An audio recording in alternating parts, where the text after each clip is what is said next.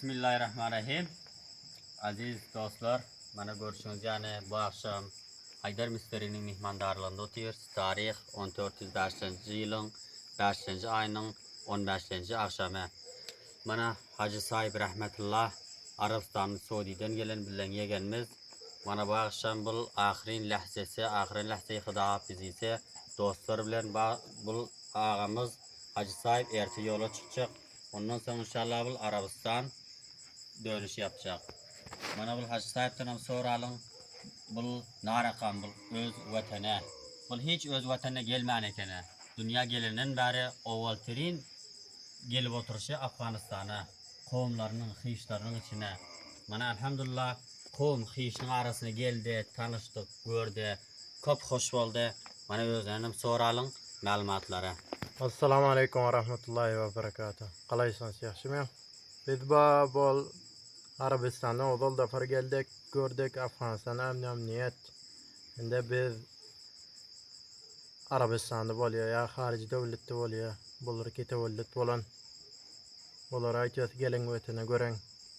Bir dafar beri gören. Fikir alın, akıl alın. Mana bol hemkarlar bizi gelenden beri hizmet edip hem divarlık edip hiç çeki koymadı. Maksat mana bol Mameşah palvanımız, bolum Hacı Nakip Sahip palvanımız, bolum Hacı Neciballah, bolum Ahmetcan. Allah verdi gulam. Bolum Reisi Haydar ağamız. Bolum mana Şad Midyanım nemesi reisi Teşekkür. Seyfullah Misteri. Maksat aytacağımız bolum mana vatanda ko'p zallar kambut.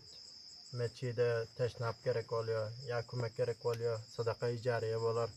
Mana shu bilan bu proje edibot tang'im ko'prasini qurishga ko'ransizlar. Maqsad Afg'onistondan ham ko'mak kerak bo'lsa Seyfullah Misteri bilan temosga geçing. İnşallah muhtedip ko'rkadarsizlar. Maqsad hemen bir el bo'lib bu vatanimizni qurishali. Maksat harici devletten tevellit olanlara aytıyoruz ki geliniz, göreniz vatana pişman olmayarsanız. Pulunuz olsa böyle aşırın işedin bir vazife olar, bir ayında kurşalar. Benim aytacağım bol.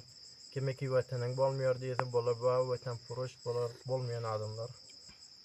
Maksat saman yaşan bir daha hoş bulduk bana hem divarlar hem de aman 2 ay bolup gelen mesela.